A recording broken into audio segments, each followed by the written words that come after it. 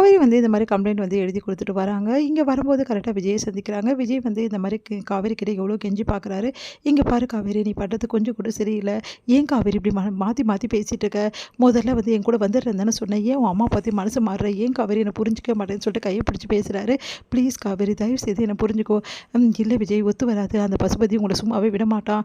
தேவையில்லாத பிரச்சனை எல்லாருக்கும் வேணாம். என்னால் யாருக்கும் எந்த பிரச்சனையும் வேணாம். தயவு செய்து என்னை விட்டுருங்க அப்படின்னு சொல்லிட்டு காவேரி சொல்கிறாங்க. அதை கேட்டு விஜய் எவ்வளோ சொல்லி பார்க்குறாரு. காவேரி கேட்க மாட்டேங்கிறாங்க. தயவு செய்து என்னை தேடி வராதிங்க அப்படின்னு சொல்லிட்டு போகிறாங்க. இதனால் விஜய் மனசு கஷ்டப்படுறாரு. போலீஸ் வந்து என்ன பண்ணுறாங்க, பசுபதியை கூப்பிட்டு வான் பண்ணுறாங்க. அவர்கிட்ட வந்து எழுதி வாங்குறாங்க. இதுக்கப்புறம் அங்கே போய் பிரச்சனை பண்ணிங்கன்னா அவ்வளோதான் அப்படின்னு சொல்லிட்டு செமையாக திட்டி விட்டுட்டு அவர்கிட்ட வந்து பிரச்சனை பண்ணுறாங்க. அதுக்கப்புறம் வந்து அந்த கேஸ்லேருந்து அவர் வெளியே வரதுக்கு ரொம்ப கஷ்டப்படுறாரு. அதனால் செமையாக டென்ஷன் ஆகிறாரு. எல்லாத்துக்கும் காரணம் அந்த காவேரி தான். அந்த காவேரியை நான் சும்மா விட மாட்டேன் அப்படின்னு சொல்லிட்டு டென்ஷனாக வண்டியில் வந்துட்டுருக்காரு. பரட்டா காவேரி வந்து விஜய்கிட்ட பேசிட்டு நடந்து போயிட்டுருக்காங்க. அந்த டைமில் காவேரியை பார்த்துட்டாரு. இவளை சும்மாவே விடக்கூடாது. இவளுக்கு ஒரு காட்டுனா தான் அடங்குவா. இவளை தொட்டாதான் அந்த விஜயும் அடங்குவான். அதனால் இவளை தான் ஏதாவது பண்ணணும் அப்படின்னு சொல்லிட்டு யோசிச்சுட்டு என்ன பண்ணாரு, காவேரியை போயிட்டு இவளை தூக்கி வண்டியில் போடுங்கடா அப்படின்றாரு. அதே மாதிரி அங்கே வந்து காவேரி வந்து பிடிச்சி வண்டியில் போடுறாங்க. இப்போ காவேரி பயங்கரமாக கத்துற, வாய் மூட்டு எப்படி சொல்லிட்டு ஏன் இப்படிலாம் பண்ணுற?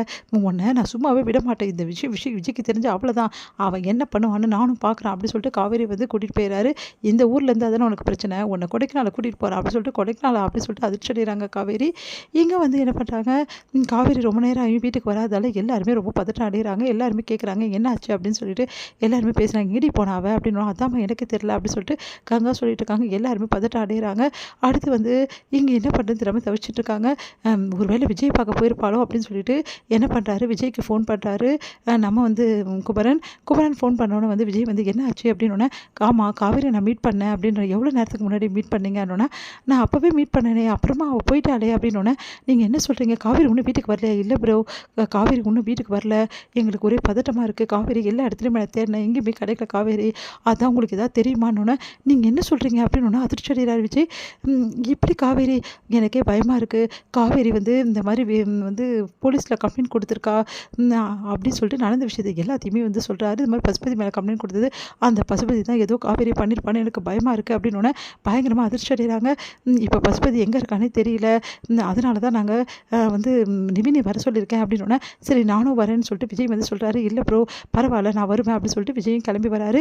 இங்கே நிவின் கிட்ட கேட்குறாங்க. நிவின் வந்து அப்படியா அப்படின்னு சொல்லிட்டு ஊரில் வந்து ஃபோன் பண்ணி கேட்குறாரு. இந்த மாதிரி பசுபதி வந்து இந்த மாதிரி ஊருக்கு வந்திருக்காரா அப்படின்னு சொல்கிறாங்க. அதை கேட்டு அதிர்ச்சி அடைகிறா. அப்போது காவேரி ஊருக்கு தான் அழைச்சிட்டு போயிருப்பாரு. கண்டிப்பாக அங்கே தான் இருப்பா காவேரி. இந்த பசுபதியை நான் சும்மாவே விட மாட்டேன். என் காவேரிக்கு ஏதாவது நடக்கட்டுமே, அவனுக்கு இருக்குது அப்படின்னு சொல்லிட்டு டென்ஷன் ஆகிறாரு விஜய். உடனே வந்து காவேரி இந்த நிலைமையில் வந்து என்ன பண்ணுறாலோ எது பண்ணுறாலோ தெரியலையே அப்படின்னு சொல்லிட்டு விஜய் செமையாக டென்ஷன் ஆகிறாரு. இங்கே வந்து என்ன பண்ணுறாரு, எல்லாருமே வந்து ஊருக்கு கிளம்பி போகிறோம் அப்படின்னு சொல்லிட்டு கிளம்பி போகிறாங்க. சரி நான் வீட்டில் போயிட்டு இந்த விஷயத்தை சொல்லிவிட்டு நான் கிளம்பி வரேன், முதல்ல நாங்கள் போகிறோம் அப்படின்னு சொல்லிட்டு முதல்ல வந்து விஜயும் வந்து நிவினும் கிளம்பி போகிறாங்க பசுபதி கிட்ட காவேரியை வந்து மீட்டுறதுக்காக. இங்கே வந்து என்ன பண்ணுறாரு, குமரன் வீட்டுக்கு வராரு. என்ன நடந்துச்சு, காவேரி எங்கே இருக்கான்னு தெரிஞ்சுதா அப்படின்னு சொன்னோன்னே, காவேரி அப்படி சொல்லிட்டு என்ன சொல்கிறதுன்னு தெரியல வீட்டில் அப்படி சொல்லிட்டு, காவேரி எங்கேயோ ஒரு இடத்துக்கு தான் போயிருக்கா, அங்கே தான் நான் போய் கூட்டிகிட்டு வரதுக்காக போகிறேன். என்ன சொல்கிறீங்க அப்படின்னோடனே, காவேரி கோவம் வந்துச்சுல்ல, அவளுக்கு டென்ஷன் ஆகிட்டா, அதனால் ஊருக்கு கிளம்பி போயிட்டாலாம். ஊருக்கா? என்ன சொல்கிறீங்க நீங்கள், திடீர்னு எப்படியா ஊருக்கு கிளம்பி போக முடியும்? அதுக்கு தான் ஃபோன் பண்ணி என்கிட்ட சொன்னால், அதனால தான் ஊரில் போயிட்டு காவேரியை சமாதானப்படுத்தி கூட்டின்னு வரதுக்காக போகிறேன். என்ன சொல்கிறீங்க நீங்கள், என்ன நினச்சி சொல்லிட்டு போங்க அப்படின்னோன்னா, எல்லாம் அப்புறம் நான் வந்து சொல்கிறேன் அப்படி சொல்லிட்டு ஏதோ ஒன்று ஒன்றா சொல்லி சமாதானப்படுத்திட்டு அங்கேருந்து வந்து குமரன் வந்து கிளம்புறாரு. இங்கே குமரன் வந்து செம்ம டென்ஷனாக இருக்காரு. எல்லாருமே டென்ஷனாக இருக்காங்க.